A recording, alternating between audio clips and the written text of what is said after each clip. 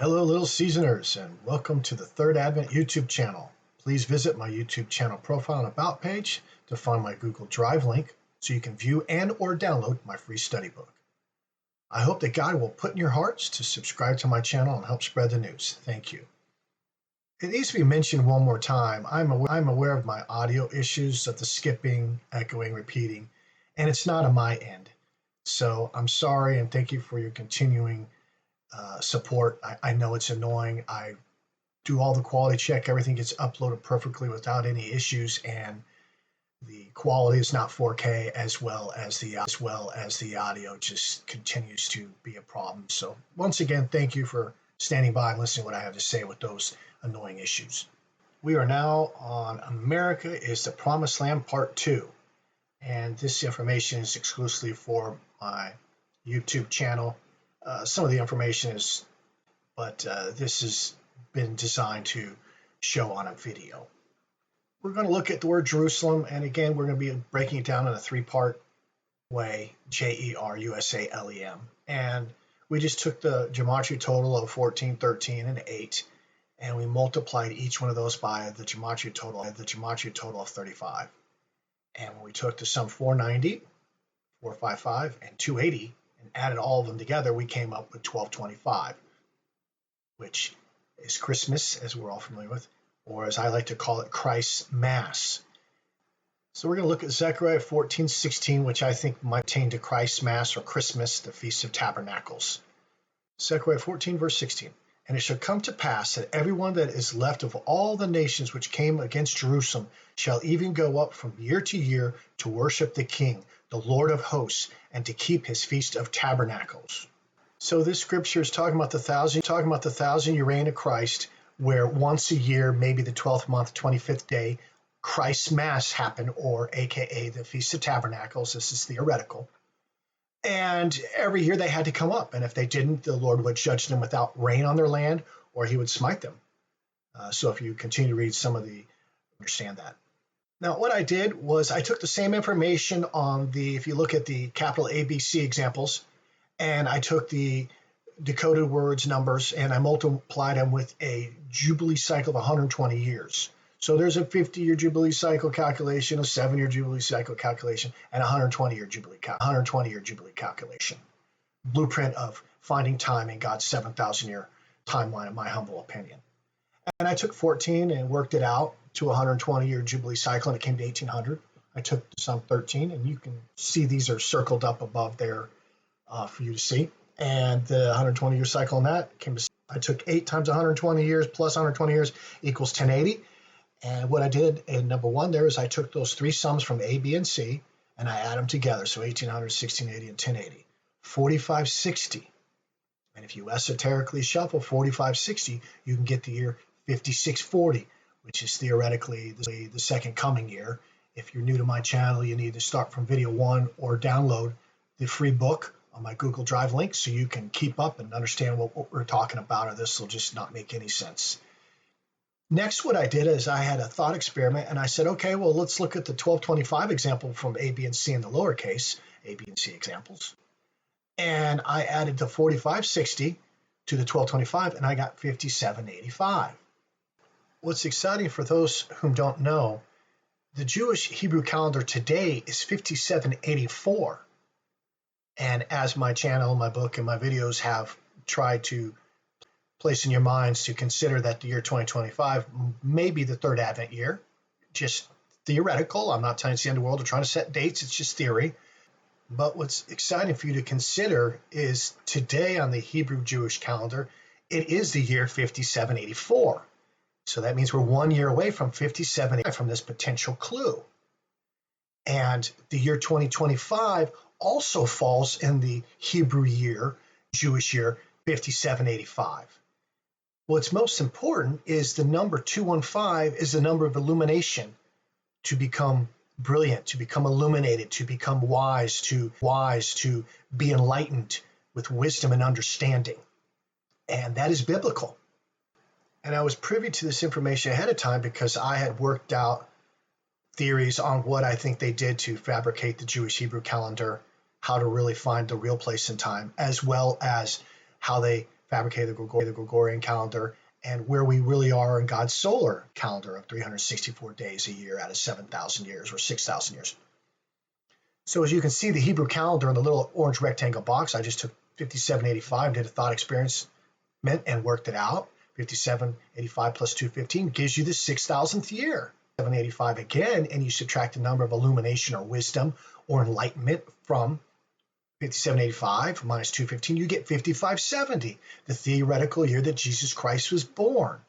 And if you take 5785 and you subtract the 360-year little season theory, Revelation 20 verse 3 from 5785, you get 5425. And then when you add 215 to that for illumination, you get the year 5640, which is theorized to be the second coming year, 259, the second advent of 59, Jesus Christ, as well as the year thy kingdom came for 1,000 years. And again, under that, I just put today is 5784, aka 2024. So the year 5785 is right around the corner, as well as being in sync with the year 2025 and possibly the 6,000 and 7,000 year calendar timelines of God. Very fascinating, very interesting.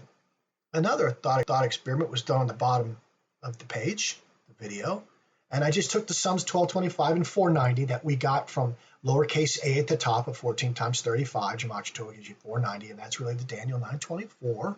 70 weeks times 7, divine completion, and or 7 days a week gives you 490 years. Christ Mass minus 490 years, because if you think about it, the Feast of Tabernacles probably happened right after the second coming. So 5640 was probably right around 1225, and the 490th year ended. The 1335th day ended, and so on. And that 1225 minus 490 gave you 735. What's significant about 735 is if you divide the Daniel chapter 9 key year to unlock the mysteries of Daniel chapter 9 verses 24 through 27, some of them, not all of them, you divide it by 7 divine completion, you get the 735th Jubilee. Now we can take 5150, knowing that 735 clue fits in there perfectly, and add the 490 to it. We just double dip on the 490. That comes to 5640, the second coming theoretical year. And if we have wisdom and understanding about the number 490, we just do the same thing we did with Daniel 9:24 to get the 70 weeks times 7 gives you 490. We did it to the 490 sum, and we reduced it by multiplication of 4 times 90 equals 360 theoretical little season years from Revelation 20 verse 3. So now we have a timeline we can put together theoretically that is matching perfect, and these videos I'm trying to illustrate. 5640 plus a 360 clue gives you 6,000th year omega. 5640 plus 1,000 gives you this year 6640, and then you add a 360-year season to that, you come to 7,000 years. And 6,000 and 7,000 years, depending if you include or don't include the millennial kingdom, is the year 5785 on the Jewish Hebrew calendar, or the 2025 year on the Gregorian calendar. Very interesting. I thought that was exciting and helped bring some more proof to the power of the word Jerusalem and USA, United States of America, found encoded within it. Let's take a look at this old classic. It's a great contender for evidence towards building a case of the United States of America, and specifically California, could be where the land of Jerusalem used to be, theoretically. And when you look at this old map, there's plenty of them out there that show an island. And we all know the story of, the next big quake and California could fall into the sea. Well, what if that already happened? What if a few hundred years ago, part of California, or the island, literally sank into the sea? So we'll be discussing that, looking into that a little bit. Using the old English cipher or the septenary cipher, once again, I typed in Red Sea, California. And the Red Sea, as most know, is biblical because of the Bible and Jerusalem, and how the Israelites had the Red Sea parted for them to get away from the Egyptians. And total, Red Sea, California, came to 57. And just below that, I show a 7-year Jubilee calculation. 6,000 divided by a 7-year Jubilee cycle equals 857 total Jubilees over a 6,000-year period. And then I took the gematria total 57 once again. I subtracted that from the total 857 jubilees and got the 800 jubilee clue, which, as for people who are familiar with the book and the other videos, 5603 divided by 7, divine completion or 7-year jubilee cycle, equals the 800th jubilee.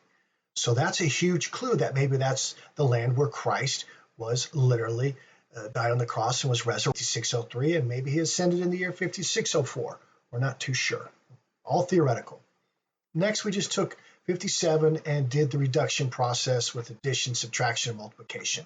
So I took 5 plus 7, added 57, added together, got 12.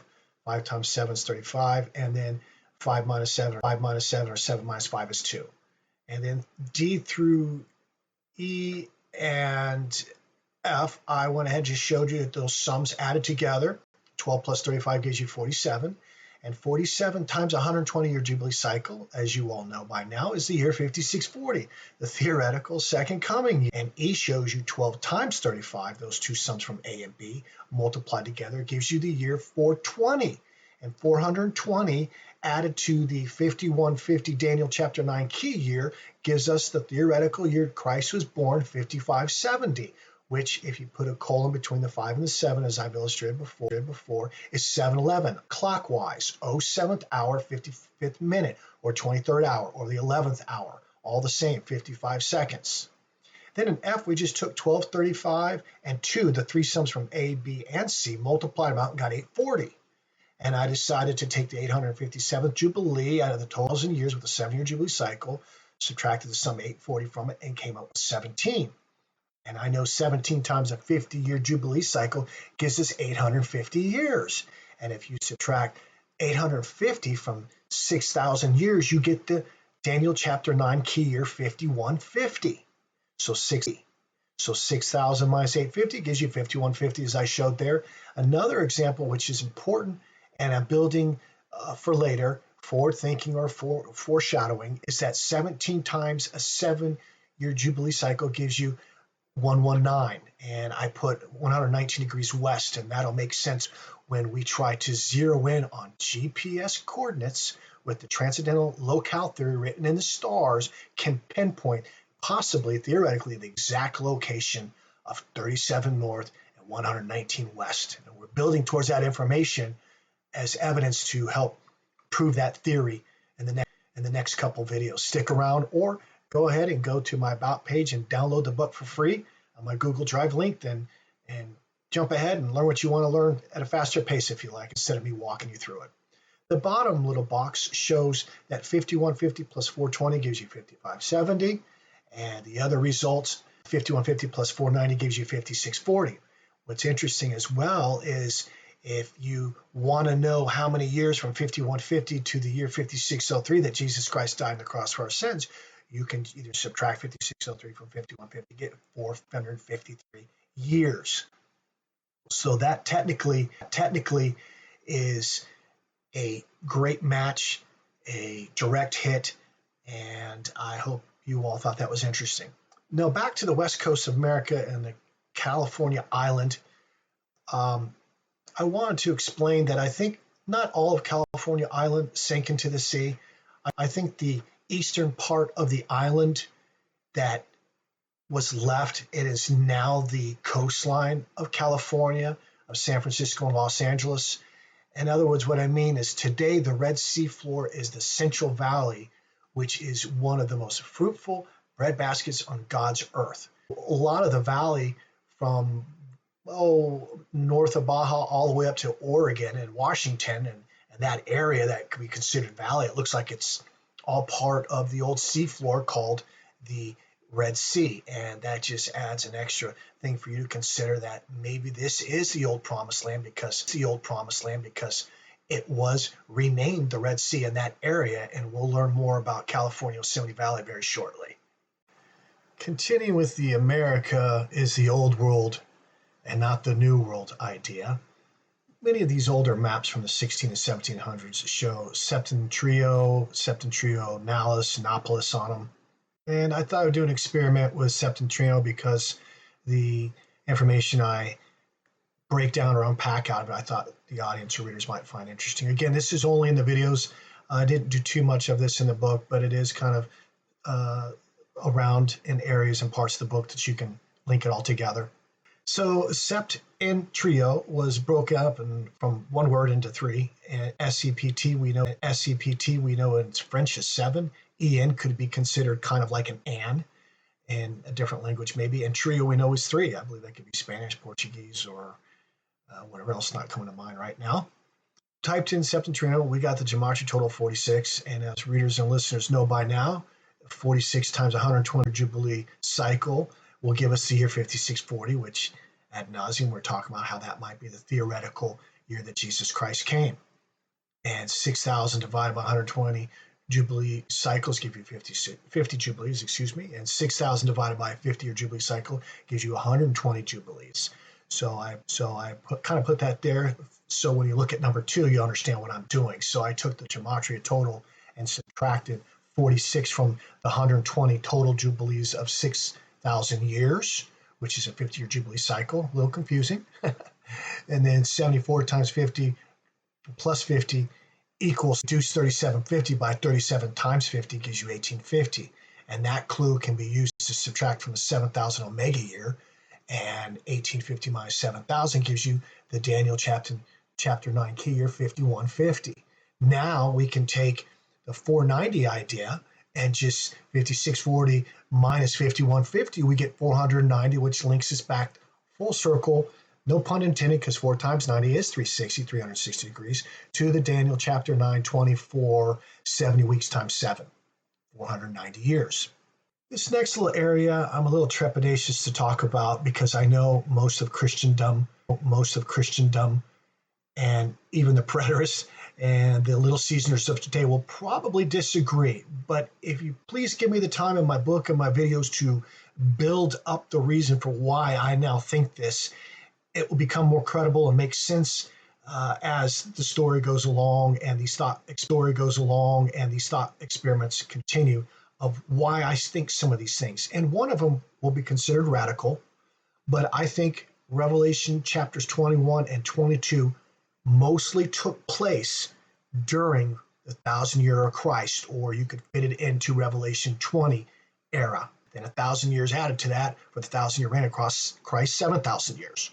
A season to code with the septenary cipher is 651621. Those 6 numbers multiplied together is 360. Minus that from 6,000 or 7,000, you have a little season, and it's 5640 or 6640. Or 2025 minus 360 gives you 1665. And we'll build on this throughout the book and the videos. Now, we know based on, I believe it's chapter 22, that talks about how the millennial kingdom is about, I think experts have figured out it's about 1,320 to 1,350 miles long, wide, high, and tall. So that's quite the millennial kingdom that descended down from God out of heaven. And I'm going to use Revelation 20, verse 9, locale idea. And they went up on the breadth of the earth, encompassed the camp of the saints about, and the beloved city, and fire came down from God out of heaven and devoured them. Now here's what I want to bring to your attention that's probably considered pretty radical. The beloved city is the same city that is mentioned in Revelations chapter 21 and 22, the great city, the holy city, New Jerusalem coming down from God out of heaven, and there was no more sea. And if that took place, which I thoroughly am convinced now that it did during the 1,000-year reign on the new heaven, new earth, and you can get a non-canonical witness to that from the Apocalypse of Elijah that I put in the book, where the last chapter, it's not a very long book, but the last few verses talk about how the millennial kingdom was spent on. And so that's why I think we're at the third advent, or 359, the third advent of 59, Jesus Christ, gematria total 359. And that can be found in Revelation 20, verse 11 through 15. Because if all that's been fulfilled, we're on the new heaven and new earth now, in my humble opinion, after some post-millennial catastrophes. And that might explain why the golden age was able to be hidden from us so well. And one of those theories I came up with as a apologetic idea of, well, Luke 3:5 says the new heaven and new earth will be flat, basically level. But yet we have tapes that describe what will happen after that. And I would agree with that statement. But if we consider that the seas return, the post-millennial deluge, and this doesn't break God's covenant of another flood killing all of man and drowning them out. This is talking about possibly the flat surface of the new heaven, new earth, and the surface of the new heaven, new earth in the year 1665 AD or 6640 or 5640, or maybe even 5425 in the Jewish calendar. Don't quote me on that. So my theory goes like this. When the 1,000 years was over, quite possibly, we know the devil was released and went out to deceive the nations of the earth, Gog and Magog, and gather them to battle. And here's the interesting thing to consider.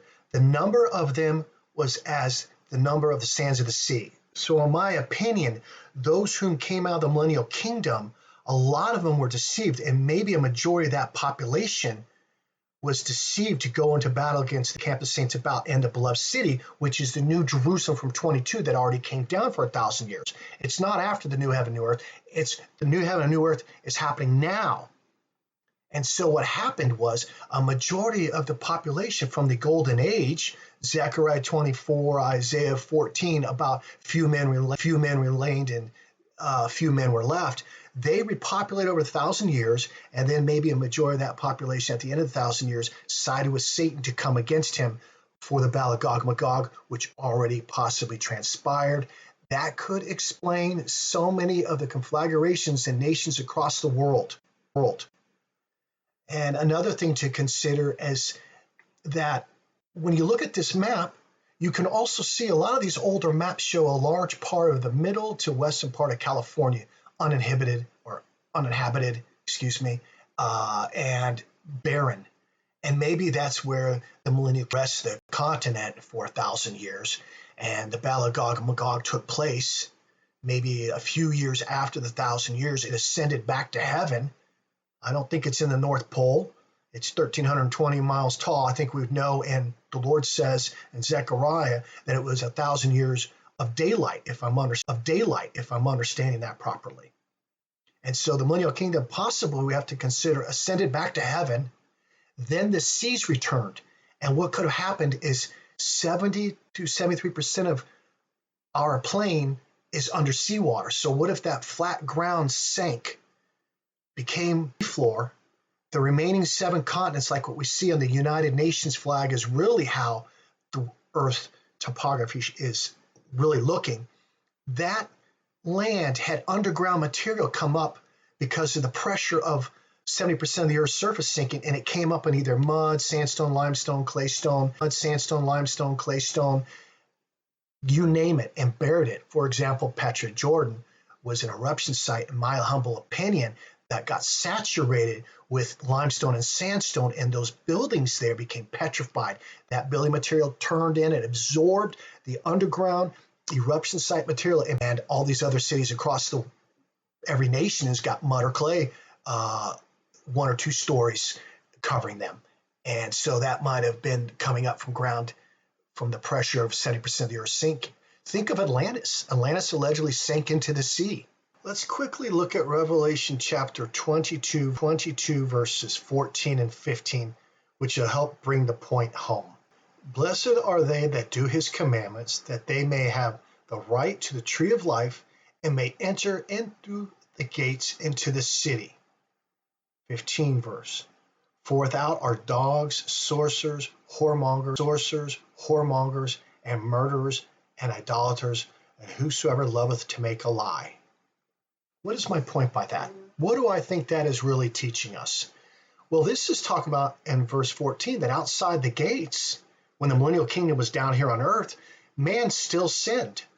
And it is telling you right there that this happened during the millennial kingdom. Because if you go back to Revelation 20, verse 11 through 15, sin is no more. The second death, the great white throne judgment has all been taken care of. Why would God create a new heaven, new earth for men to have sin outside of the holy city again? No. In my opinion, this is talking about the millennial reign, the kingdom, the great city, the new Jerusalem, the beloved city from Revelation 20 that came down for the 1,000 years. And those men who were spared that came against Jerusalem, Isaiah 24, Zechariah 14 especially, were those who repopulated. Those nations were spared. That's whom you, the descendants of those people, in my humble opinion. and few of them survived if the Battle of Gog and Magog took place, as well as there could have been a near life extinction level event when the seas and the mud and everything happened with the earth changing and the landscape becoming a post millennial landscape. And population might have been so reduced that over a few generations, they could hide the golden age and the 1,000 years being fulfilled. Thanks for listening. May God bless you. I look forward to bringing the next couple of videos to you. I have what I believe is strong evidence to show that the Mount of Olives is Yosemite Valley, Zechariah 14:4, Zechariah 14:4, and how there might even be giant footprints that I'm going to show you of where Jesus cleaved the Mount of Olives in that day, Zechariah 14:4. So stick around. Please subscribe, tell your friends, pray for me that I say nothing false or untrue or lead anybody astray. Just remember, this is personal interpretation. I also mean nothing against any alleged race that thinks they're in the land of Israel, but we're here to seek things out. I personally think enough was done in the world over the last 360 years nearly now that they could easily remap it under our nose and we wouldn't even know. Amen.